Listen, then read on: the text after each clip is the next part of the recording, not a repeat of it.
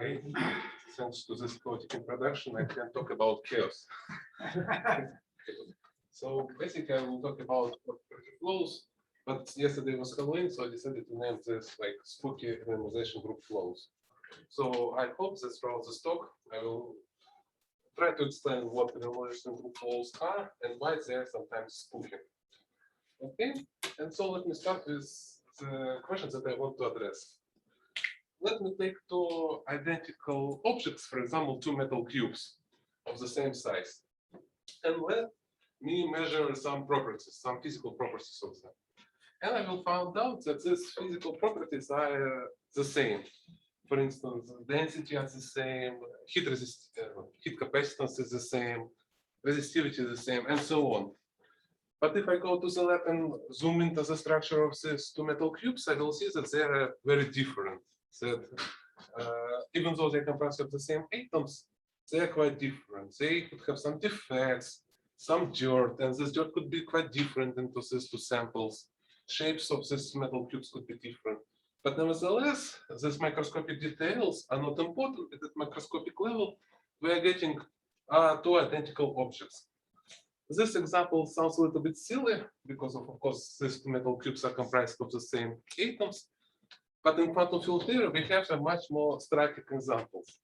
For instance, Fedor Popov in his talk gave the following four examples of the models that represent quantum field theory. For instance, it was water at critical pressure and temperature, parameter critical temperature, three-dimensional Isaac model,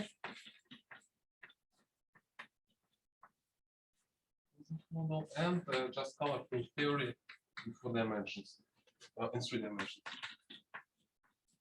He told us that all of these theories at macroscopic level at low energies are described by the same by conformal field theory. Say that it was the same conformal field theory. It was Sergei who pointed out that they are actually the same conformal field theory. So even though we started from 4 completely different systems, we came down to somehow to the only one conformal field theory. So starting from different microscopic description, we somehow came to the unique macroscopic description. Why can I immediately ask the question, why is it happening? Why macroscopic description is so universal that despite even big microscopic changes, we get some macroscopic universality. And the first part of my talk will address this question. And second question that I want to ask, is it possible to have a different opposite property, that a small microscopic change would cause a drastic macroscopic change? So for instance, if I can create such a system where I shift one atom and this metal becomes superconducting or something else. So that's the question I want to address today. So why we have this universality, and it's possible to make a non-universal theory.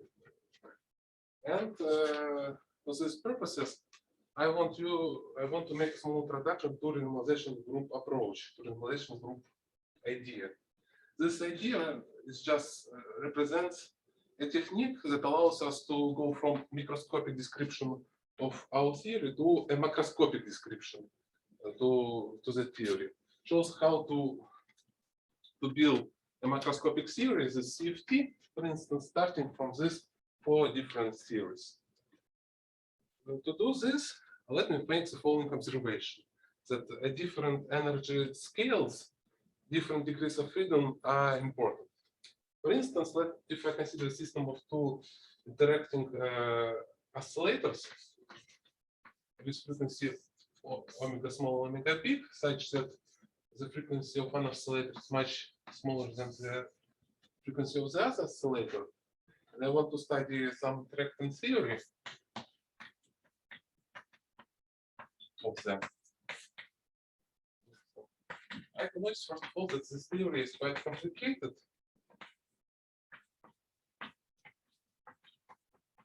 I have some interaction, term. But let me notice that if I only interested in the properties of this low frequency oscillator, I can make the following approximation. Namely, when coordinate x changes significantly, the oscillator Y will experience already billions and billions of its oscillations, and therefore impact of this oscillator on the rest of the system would be averaged throughout of all of this huge number of periods. What I mean that in this interaction terms, instead of considering Y to be some concrete value at some time t, let me replace it with averaged value of one oscillation of this high frequency oscillator.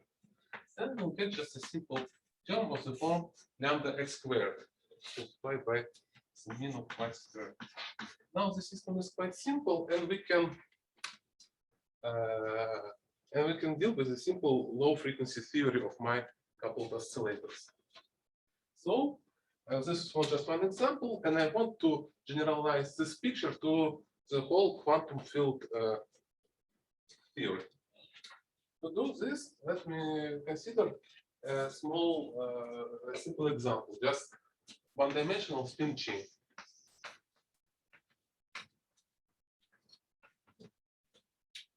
Okay, so I have some one-dimensional lattice, and there is one spin variable per lattice side.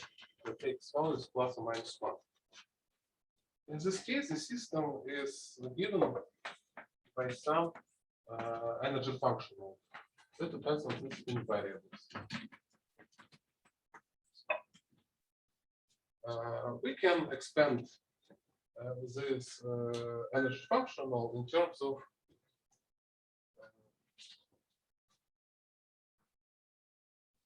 terms of polynomials in the spin variables, and all of this polynomials we can parameterize. What then is the following: that, for instance, we can introduce the following term.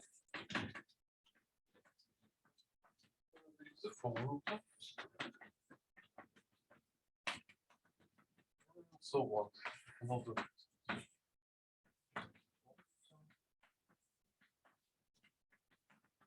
So I want to introduce some kind of parameters that will parameterize my all Hamiltonian statistics.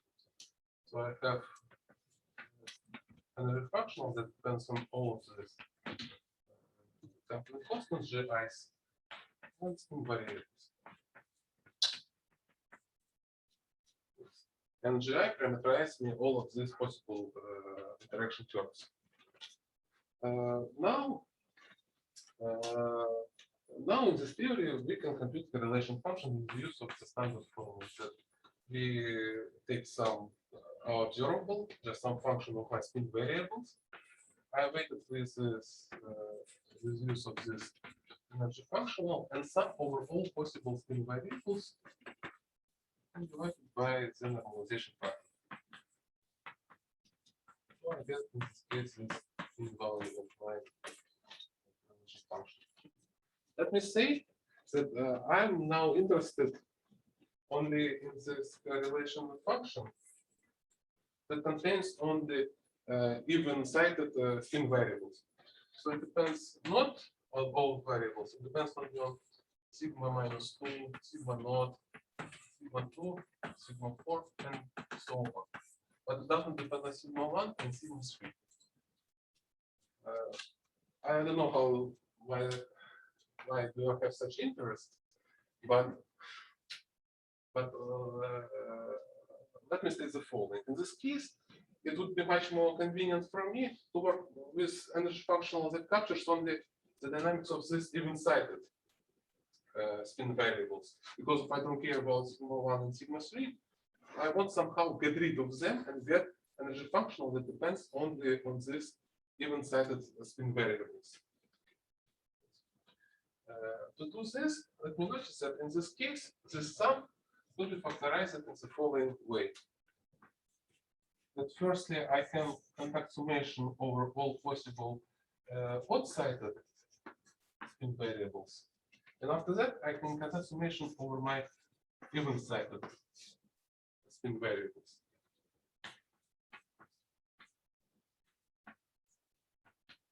In this case, the first summation will not carry, will not affect my observable P of sigma, but will depend on the structure of this functional e to the minus beta t. Let me notice that if I conduct summation over this odd-sided spin variables, I will get some new function in terms of even-sided spin variables. Now, if I make the following redefinition, that I divide all my even lattices, labels by 2, I will get some new energy functional.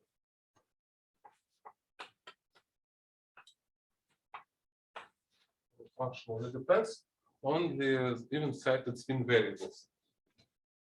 And I can again expand this energy functional in terms of this function G1, G2, G3, and so on. But these coefficients now will be completely different. So let me denote them R of Gi,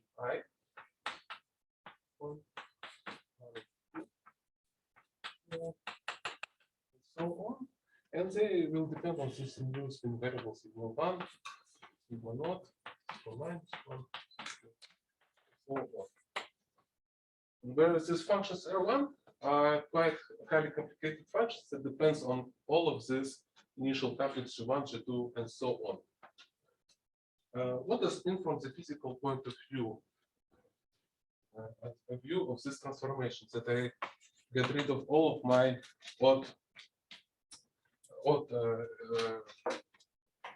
odd-sided spin variables and went to only even-sided degrees of freedom. It means that somehow I went to from my microscopic level to microscopic level by a factor of 2. That I got a new spin chain where the distance between my spin variables is now increased by 2. So somehow make a step towards constructing a theory of macroscopic system that captures only the effects that are relevant at macroscopic level. Is it clear? Also, if you ask me questions, I will be much more appreciated. So are you imagining a hierarchical thing where you do that again and do it again? Yes, and do it yes, I again, want to and eventually again. you'll have a very low dimensional Yes, theory. yes. For instance, if I want to study the relation between sigma naught and sigma 1024, Yeah. I can use this transformation 10 times, and after that they will be very close. And if this Hamiltonian is quite simple, it will allow me to directly solve this theorem find the correlation function. Also, it will allow me to capture more. That if somehow, say, one of these couplings decay much faster than the other one, it will allow me to capture what are relevant and operators in my macroscopic theory, and therefore understand how my macroscopic theory should look like. I mean, so I have a super duper simple question, which is you've written the equation on the very bottom where you've separated this sum. I don't quite understand exactly what you've done, because normally I would think I break up a sum into the odd parts. Yes, yes. And I would have to add the sums together, right? No, it's like we first conduct summation over odd variables. This is the terms of sigma odd. Even. I see. I conduct summation over sigma even. I think it was confusing that on the bottom line you kind of were saying the same words but wrote it in the opposite order. I'm sorry. Yeah, it's like it should be here. After one can see that this does not depend on odd variables, but this one depends on odd variables. And now if I sum over odd, I will get some new function.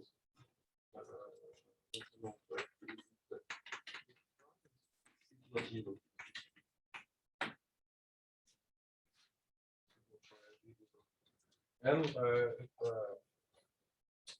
and I can now interpret this my new energy functional. I see, okay.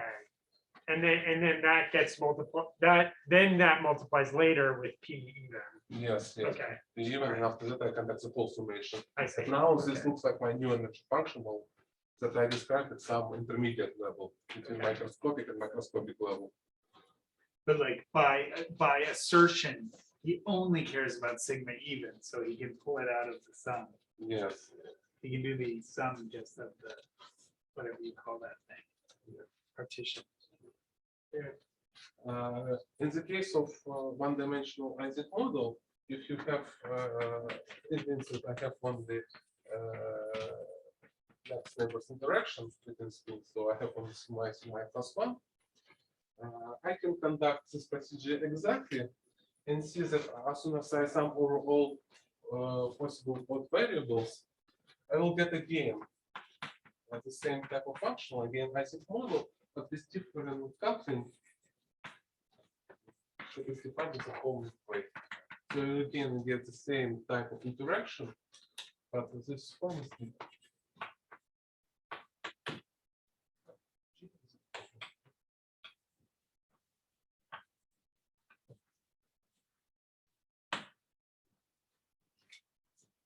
And now if I will apply this transformation again, and again, you can do this computation on the calculator. So you pick some initial value G naught and apply this transformation on and on and on. You will see that sooner or later the system will decrease to zero. And it means that at high distances, one-dimensional Ising model is quite boring model. It's quite very free model, and it's actually expected because of it knows that there is no unusual phase transitions. But it And shows and how strongly does this assumption depend on there being this thermal? Because you've essentially assumed that you're integrating over thermal, some kind of Yes. thermal distribution. yes, more statistical mechanics as far as I'm interested in thermodynamic properties. of Right. systems. Well, good. So this is in some sense is operationalizing this idea of coarse graining that we Yes, always yes. talk about. We never know what we're saying when we're teaching it in class, or I never know what I'm saying when I'm saying, oh, we're just looking at this coarse grain. But in some sense, maybe this would produce the thermodynamic properties. But can you literally do this like in the room and end up with the temperature and the pressure and No, I don't. I see what you mean. Well, I think in this case, it's more hydrodynamic approach. yeah, maybe not. But it's And- very close to this. Yeah, idea, it's but- super, it seems super general what you're saying. Because you could do this with continuous degrees of freedom too, and you could cut off Fourier modes. Yes, that was my next example. Yes. So I should just erase everything, or I can just leave the book. I can just lift it up. If you need people to be able to see that, I'll zoom out. I think if I write below the shadows and it's fine. So the same could be conducted in the continuous quantum field theory. Any quantum field theory just study of the pulse integral.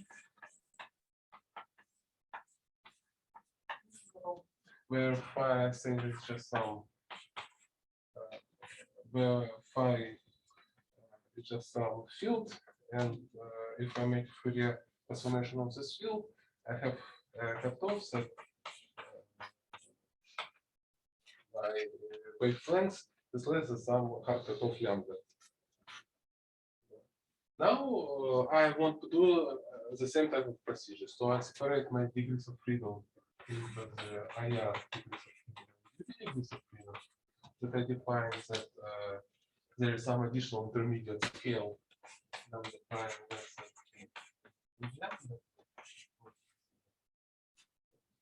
And IR is defined that it's between K and alpha prime. After that, this path integral again puts separated into two products.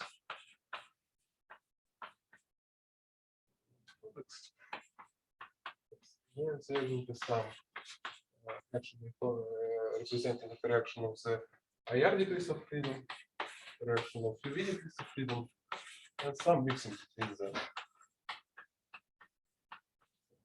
And now again, I carry on my integration over this UV degrees of freedom and represent it as an integral only of the IR degrees of freedom.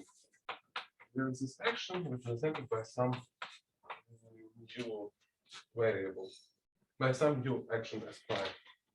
And for instance, if I want to study lambda factors of Fock theory, and if I taxes this type of separation, and will study how my coupling constant changes, I will see the changes in the following way. So if I have again this discrete transformation that I go from lambda to lambda prime, my lambda prime changes in the following way.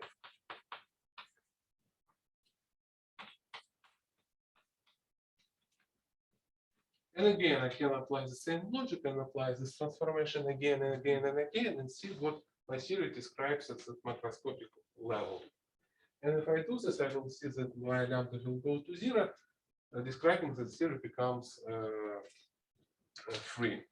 But if I somehow study this theory and d is equal to 4 minus epsilon dimension, whereas epsilon is very small, there is what is some additional term, and I would find that there is some interesting u fixed point around free theory. But I'm not going to delve into this direction. I just wanted to show you that this procedure sometimes could generate you some other non-trivial fixed point besides just free theory. But this is, you've made a leap here, which I think is probably common in your business, but completely blowing my mind, that you go from an integral over real temperature factor into a complex integral over this action. Yes. And everything's fine. You can still do that. Well, if I have enough processing powers in some sense, I can do that. Yeah, yeah. I suppose that you're worried about the fact that e to the IS, I mean, that functional integral is defined It in looks a reality little- only as an analytic continuation. So- Yeah, exactly. It's funny that it works. I mean, it's not totally surprising that it You works. can, but And there is also it's very relevant to your first example where you said you can integrate over high frequencies. But you could have worked in Euclidean time, right? Yes, Everything I in can Euclidean Well, in time, practice, right? we always think about this complex integrals as an analytic continuation of. Right, Euclidean lines, makes because sense, Yeah, yeah. because Right, technically that's what I'm speaking- saying. It's obvious to you guys, this is your bread and butter, but it's. sort of Because I mean, if you surprising. actually do that, you realize that it doesn't make any sense, because I mean, you kind of get time ordering of non-commuting quantities out of classical algebra. So you understand it as an analytic continuation. Yeah, yeah, of a Euclidean integral. Yeah. And nice. But now, if I assume that my this change was very small, so lambda prime is very close to lambda, I can write down this equation in terms of some differential equation, showing how my change, how my coupling constant change as soon as I slightly change my energy scale. So these two examples shows. I mean, I don't want to delve into the details of this computation. I just wanted to show you that basically the linearization group flow defines me a rule that if I have a theory and the space of all possible theories, the linearization group defines me the rule how to transform this theory to go from microscopic description to macroscopic description. So let a space of all possible theories in my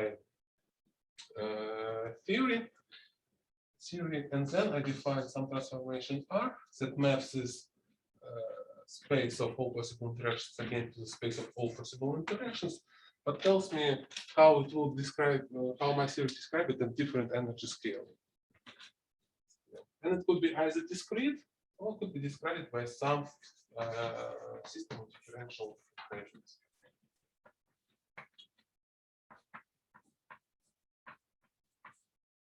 Can I ask you a question? Yes. So I never studied properly the kind of the Wilson approach of integrating out degrees of freedom, but I'm curious if, for example, we know a theory which is to be complete, which is standard model, and imagine I integrate out a gauge field, I get Fermi theory. Yes. So why here do we get still a lambda phi to the 4 with a new lambda, and we don't get irrelevant operators if I integrate out some modes of phi? Or You get relevant. we get irrelevant operators. Yeah, but they're irrelevant. But so the final result of this Wilson approach is not getting only one lambda prime. There will be all There possible will be interaction okay, involving okay. derivatives and so on.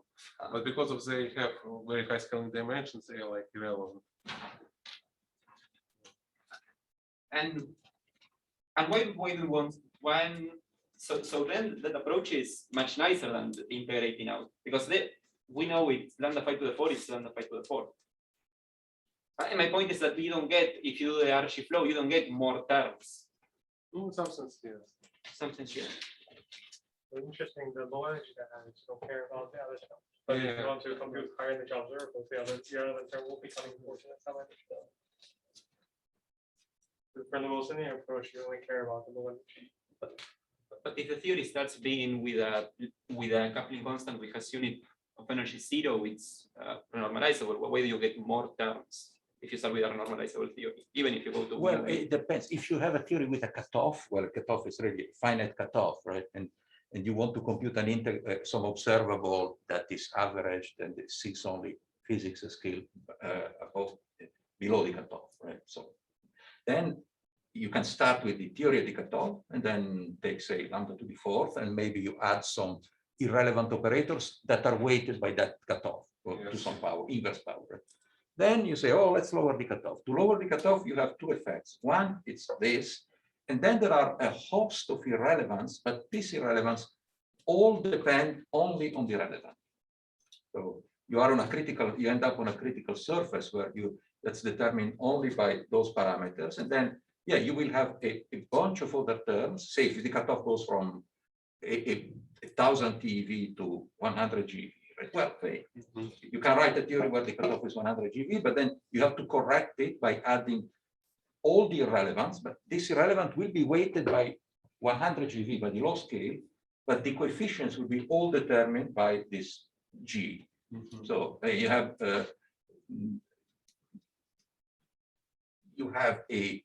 that at low energy, the theory, no matter where you start, you have a big space, an infinite space of parameters.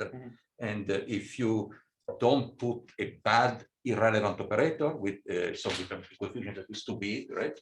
Then you follow this RG, the RG will end up on a finite dimensional surface, right?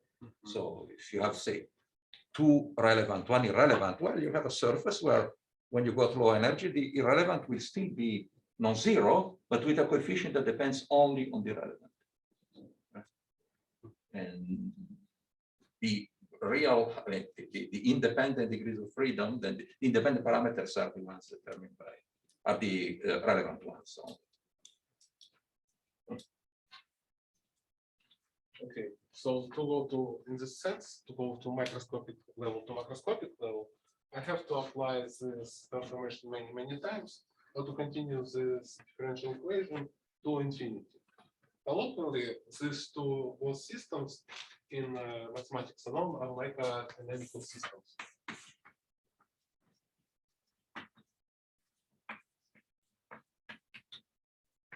So it's a branch of mathematics that studies the properties of just if I iterate some application of some transformation R, or if I just study the property of some differential equation. And because of we reduced the problem of standing of RG flows to the side of this to the system, we can draw some ideas of wisdom from this branch to understand better our system. So if we open book on dynamical system, we will find out that if I apply it many times, and my system doesn't have some Picalo regulatic solutions, and these functions are regular, we will end up at so-called fixed point. A point where if I apply my transformation, I will get the same point. Or if here better functions get modified. In this case, system becomes scale invariant because of if I slightly change scale, my system does not move. So it's like by definition scale invariant. Now, if you assume that our physical theory has some additional requirements, we can also show that theory is also conformal invariant. And therefore, we can use the whole machinery of conformal field theories, bootstrap and so on, to solve this theory completely. And for instance, one can check that if you have a fixed point, not to show that it's scale and conformal invariant, one can check that stress, the trace of stress energy tensor is actually vanishes at this point. It's easy to see because of anomalous stress is proportional to the beta function. But let's discuss about this. Can I want to ask one more stupid question, which is, when I think of a group, I think of it being that a member of the group is like an operator that would, an element of the group would be like an operator that would take, in this case, I guess, a physical theory and return a new physical theory. And is this an example of that? Or is like, can you give me an example? Because this is just a little bit too theoretical for me. So, example is like if you consider just one-dimensional Ising model. Yeah. So this transformation looks quite simple. It's like Yeah.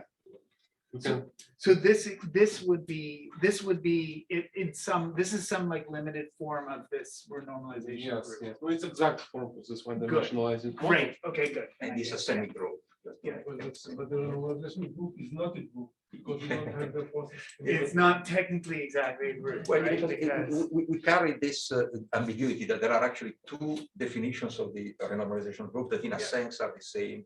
And one is the transformation of the renormalized parameters. So Yeah. when you can define it to define electrodynamics, you give the charge at some, when two charges are at some distance, say. You change the distance, you change the charge at that distance, and you keep it very the same. So yes, that's I a see group. it. Yes. And then there is also this definition, which Right. leads to the other in a way that's long to explain. Right, but- with some continuation or yeah. something. This And that's a becomes- semi-group. I So, see. I mean, we love, in physics, we love to call different things with the same name. Yes, I know. That's fine. That explains my, that's all I wanted to ask. But now to open dynamical system, we found out that it's not the only possible outcomes of my application of this procedures. That sometimes systems will get stuck on the repeat cycle. So I can just with my system. You start somewhere and system doesn't stop anywhere, it's just stuck in the eternal loop. Such a behavior usually appears in some ecological models describing the population of predators, and always you encounter there such a possibility, the existence of limit cycles. But if you have, because of this dynamical system came from some physical models, there are some constraints on this model coming from the physical intuition, and more or less this, we know that by construction this renormalization group removes 2 degrees of freedom. So if I have some system has some big but maybe finite numbers of degrees of freedom, and because of my procedure, roughly speaking, removing these degrees of freedom, this number that specified for me the number of degrees of freedom should decrease along the renormalization group flow. So therefore, my system should admit some kind of function that decreases along application of this procedure. And for example, in 2D, Zamolodchikov managed to prove that such a function exists. He called C function. And recently it was generalized to 4D and 3D this theorem. And now this theorem, we can, with use of this theorem, can simply rule out the possibility of G limit cycles. Because if you have a limit cycle, any function you compute here will come back to its original value. But if you have a function that's strictly decrease along its flow, means that it should come back, it cannot come back to its original value. We are not allowed to have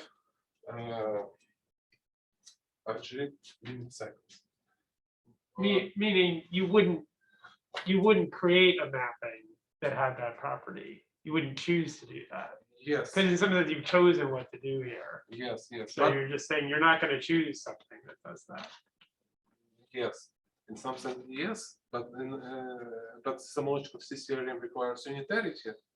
But sometimes it is quite interesting to consider non-unitary theory. And in this case, C theorem no longer valid, is no longer valid, and therefore it doesn't allow the possibility of RG of limit cycles. Clear? So, but I mean, so one of these properties is that beta is a gradient flow, right? Yes. But, How is this property? I mean, that beta I is the derivative of a function, right, of potential. How, if you don't have unitarity, so what do you need for this essentially? no, I mean that this metric is semi-definite. Yeah, but beta could also be not a gradient flow, right? There could be no function Yeah, A. it could be no. So do you know under which conditions instead beta has that form? Okay, all the ones of the homological theorem, but yes, this, if you drop unitarity, say, or yeah, it will still have this form, and we managed to check that in our models. It also still has this model, but this metric becomes semi-definite. It has either positive and negative eigenvalues, and that's why it allows me that violation of some logical C theorem. Sorry, the unitary theory, you didn't just beyond two dimension unitary theories, is RG flows are generally not gradient flows, only in special examples. I think what Fedor made is an example he looked at Yes, is still a gradient flow. we were able to perturbatively check this. Okay, and now let me just briefly notice that if you have only fixed points and RG limit cycles, in this case, you get automatically the idea of universality, because of if you have only limit cycles of fixed point and you apply your transformation for long enough time, you will get stuck as a limit cycle of fixed point. And because of this number of fixed point and limit cycles should be finite, starting from any point in my parameter space, I will end up at one of these solutions as fixed point or limit cycle. And therefore, to describe all macroscopic theory, I just need to describe these two particular solutions, like on the RG limit cycles and fixed points. And after that, I can have full description of all possible macroscopic theories. That's how RG limit cycle explains you the idea of universality. But from the book of non-dynamical systems, we know that sometimes there is a third picture that you have erratic behavior, that you are not able to predict the future of your system. That you start from your system and you're just unable to predict what will happen to it. From one point of view, it's kind of bizarre, because if you know that we have existing theorem stating that if you know the location of your system, you can predict the future of it. It's ordinary differential equations 101. But as soon as it's mathematical theorem, it assumes infinite precision, that I know the initial position of my point with infinite precision. But if my system somehow very sensitive to my initial conditions, and I give my initial conditions as epsilon precision, this finite precision, at the end, my error will grow and could become of the order of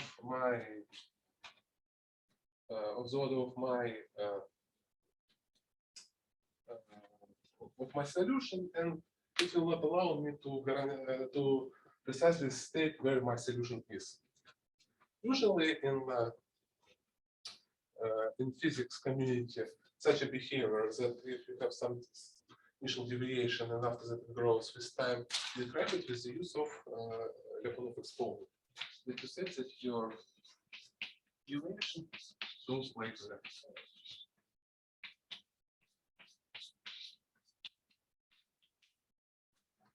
But apparently, it's not enough for a system. If you have a positive Lyapunov exponent, it's not enough for a system to be chaotic. Apparently, you require that somehow the solution must come back to its original value.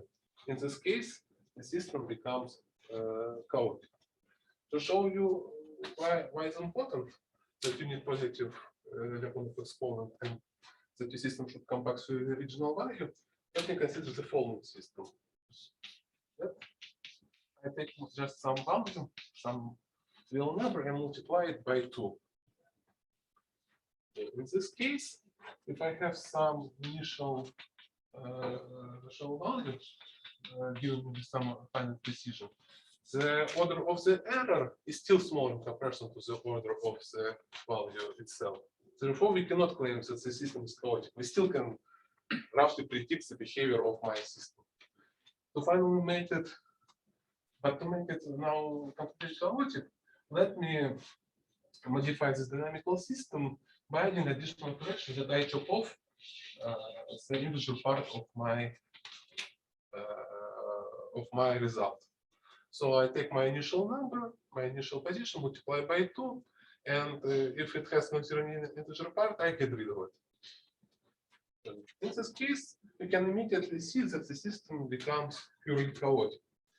Because, for instance, if I conduct this experiment in Mathematica, Mathematica has very high precision, like of the order 10 minus 300. But if I multiply, if I conduct this procedure 600 times, my error becomes of the order of 1, and therefore it will become of the order of the size of my space. Therefore, I will not be able to predict the future of my system.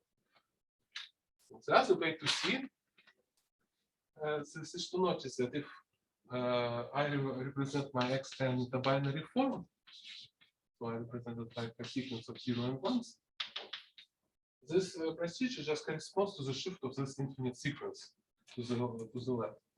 So I multiply by 2, erase integer part. Here again I multiply by 2, erase integer part. Here I multiply by 2, erase integer part, and so on. And now I can pick the sequence to be arbitrary. And for instance, if I consider my initial value to be rational, so this infinite sequence will become a periodic sequence. And it's theorem from the number theory that if your number is rational, its binary form must be periodic. Then, and I will check how it transforms under this transformation. I will see that it is periodic. That the system will come back to some value and step on this Argelian cycle, like in this case. What is the kind of exact formulation of this second requirement? Because well, you don't need probably to come exactly back at the same point. You need to come sufficiently close somehow. Oh, it's formulated very complicated way. But isn't it essentially, so it is something different from asking that the phase space is compact? Yes, it's a little bit different. It's roughly speaking, stating that your system is bounded to somehow it's bounded to some bounded set. But apparently, it's not enough for a system just to have a positive. But for instance, if I'm just like as Massimo suggested, if you just replace it by, if your system does have compact phase space, Yes, will it be enough, or even just compact phase space plus plus Lyapunov? Yeah, I think it That is would be enough. it's enough in this case. Yeah, I'm not even sure that's quite true, but it's very close. Right. It's very close. It's hard to construct a dynamical system that wouldn't have those properties. So Technically, you can combine the surfaces so that it's. it's like the definition of chaos is very chaotic. Someone knows how to define chaos precisely. That's why chaos theory is very complicated stuff. It's very hard to prove whether your system has chaos or not. But apparently, recently people managed to prove some two good analytical theorems stating that your system satisfies some particular conditions, your system automatically chaotic. The first theorem is the following: if you have some discrete transformation, let's say you find some numbers a, b, c such that RA sends to B, RB sends to C, and RC sends to A, then the system is chaotic. More or less, you can prove that the system is amorphic to this one. To this one. And apparently, if you apply now this theorem to one-dimensional Isaac model, you will immediately see that your system is chaotic. Sorry, I didn't get what was the statement here. It's like if you have some Recycle. if you have a street cycle, Yeah, assume that just you have some dynamical system, and you have just 3 points, which has this yeah, property. just 3 points that have this property. You have some discrete dynamical system. Ah, this, okay. You automatically get your system is chaotic. Maps with that property. Yeah, it's like it's a little bit remarkable amazing, theorem. but people manage to prove. But Yeah. is there, that sounds totally. It sounds very not chaotic. Right, Yes, yeah, so, yeah. also because let's assume that you have some transformation from the sense from set from 0 to 1 Right, again to 0 to 1, okay. and assume that you find the 3 numbers A, B, C such that they form the closed cycle. Yeah. Then this transformation is chaotic to me. This sounds very counterintuitive. It's awesome. right, I but learned it's- it in junior. It's not that dynamics. those are the only 3 states of the system. It's No. that No, you it's not only- find them. You it's find like a in very some- particular You know, three you cycle. find 3 numbers Yeah. and that such that R set is back. Yeah. In this case, one can prove that in this case you can find of one fixed point a lot of periodic orbits, a lot of aperiodic orbits, and so on. Oh, sorry, that's not how it acts on one particular point. This is time, right? ABCs, You can think of them as 3 times. they are 3 times. They're not, yeah. Yeah, like. Are They're not 3 points in the Right, phase 3 space. times. where Ah, you I go- see. Oh, okay, got it. No, yeah. So that's like that. Is it also true if you have I like see. 5 cycles or 7 cycles? Is it There true is for all theorem stating primes? that if you have 5 cycles, you can have 7 and so on cycles, but apparently you can miss 3 cycles in this case. I see. So it's like very interesting theorem, very Mhm, popular yeah, intuitive. Yeah.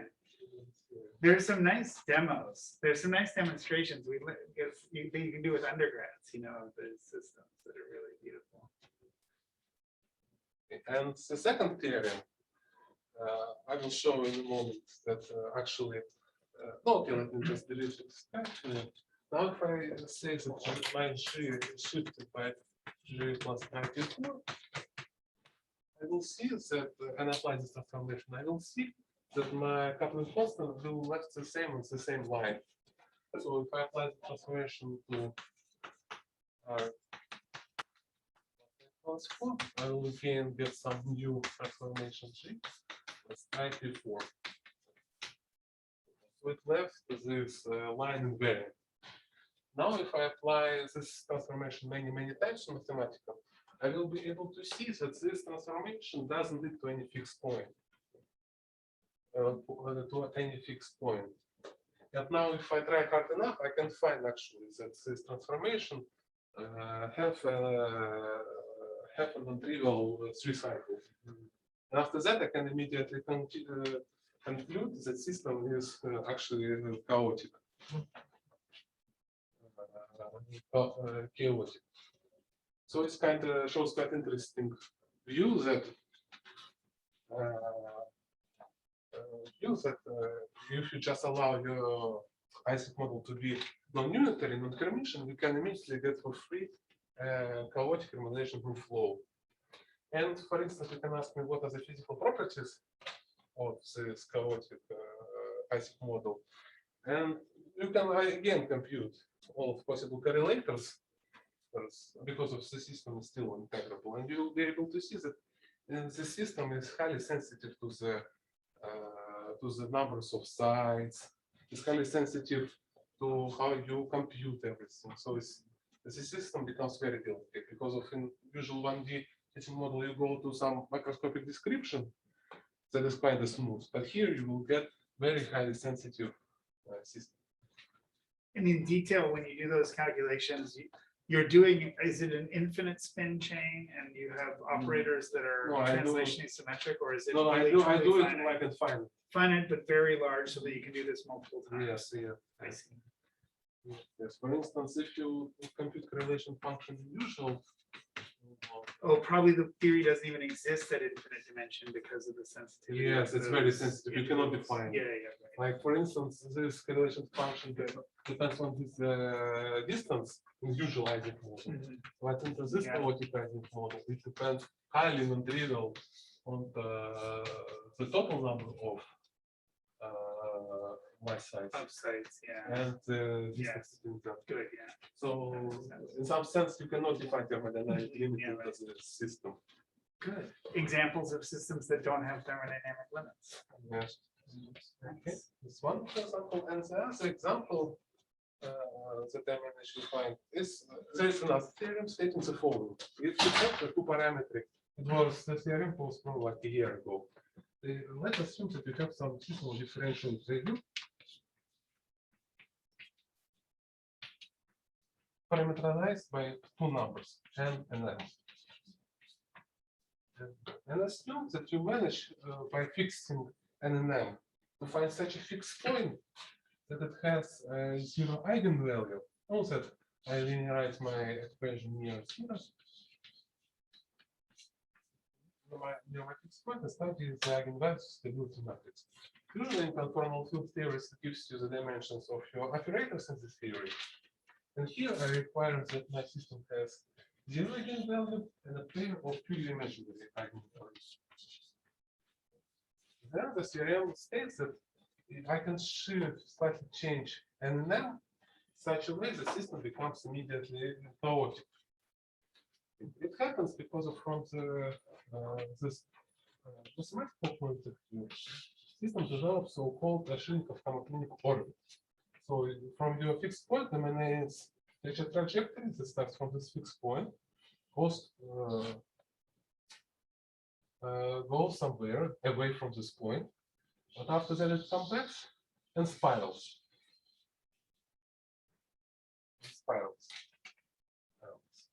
Now, if you study, for instance, how a small like strip of the line changes along this homoclinic orbit, you will see that first of all this small square will spiral around it, after that transported back to itself. So from so it will look like that, roughly speaking, that you take a square unit, shrink it in one direction and extend it to one direction. After that, you bend it.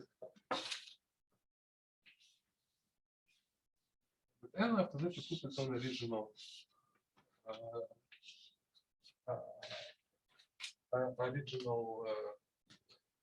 plane. And if you visualize it, it will remind you like you are missing a door. So that's why this map is called sometimes a baker's map. And we know that this is quite effective into the just very effective in messing door, because of your system becomes now uniformly distributed.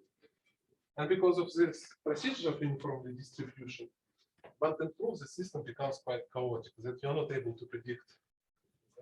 If I start with some position, you will be able to predict the position of your system in the future. So the theorems, so it's clear how this case works. So the theorem states that I need somehow find some quantum field theory parameterized by two parameters n and m, and find such a fixed point or just CFT that has the same following properties. The stability eigenvalue method has two pairs of 0 and plus minus I mu. And in this case, you will get your chaotic solutions. And we managed to do this and to find that such a theorem did exist, but it violates the logic of C theorem. Therefore, it requires us to study some non-unitary theory.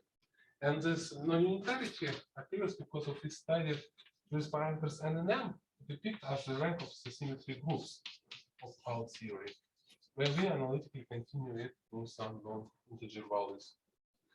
Even though it sounds a little bit unphysical, But let me clarify to you that sometimes polymer physics is described with the use of such fractional line approach. But nevertheless, it gives examples that if you allow some small assumption that your theory is non-unitary, you can immediately get a chaotic normalization of the root flow. And because of sometimes non-unitary theory describes some physical phenomena, maybe one day we will be able to observe it. Well, I think that's all. Do we have some questions?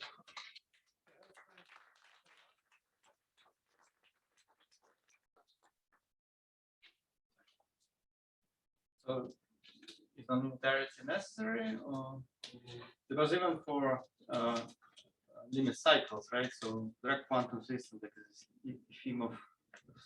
So there is The moment much you- more complicated. It's not like a true limit cycle Uh-huh. in the case of Efimov states. Mhm. Because of in the Efimov states, your coupling constant goes through infinity.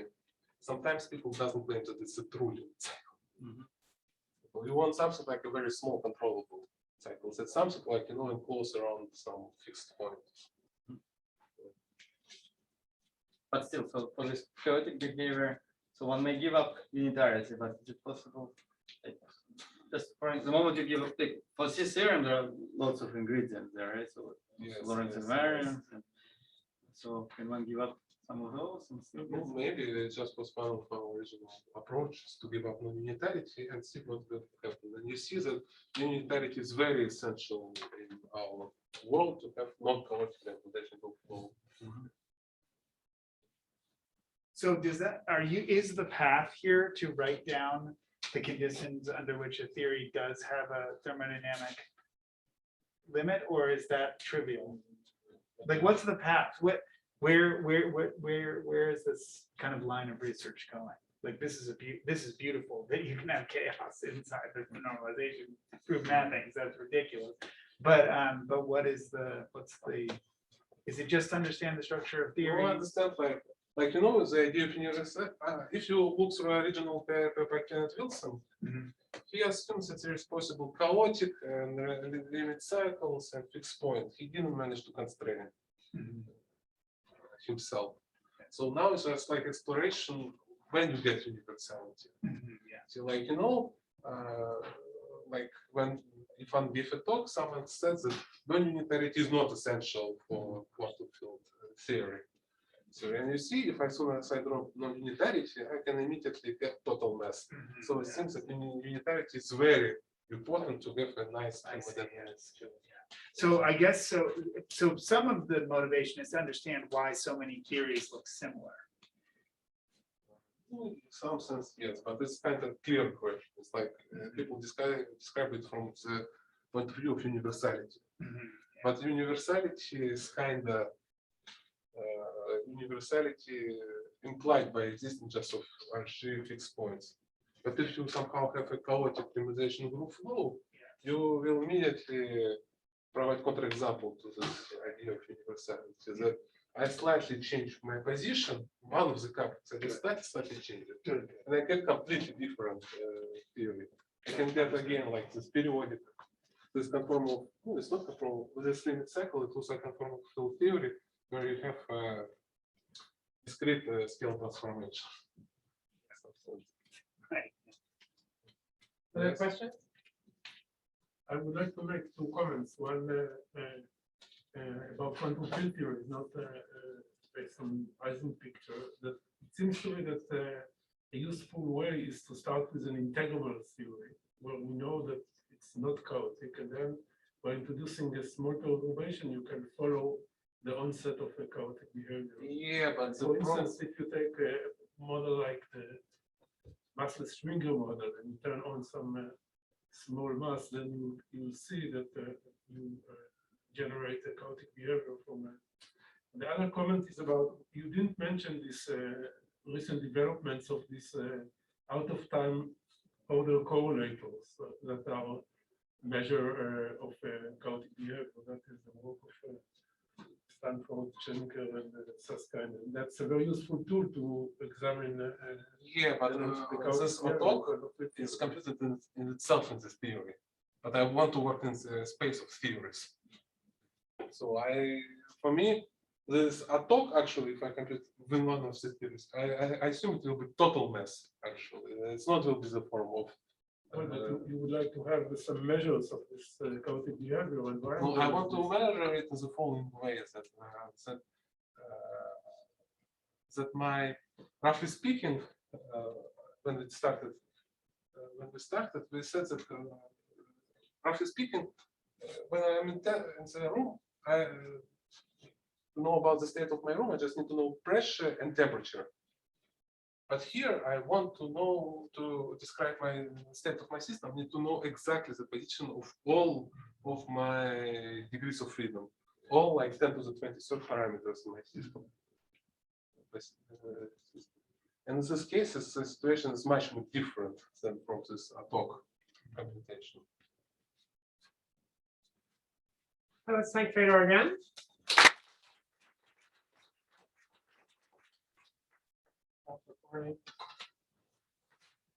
The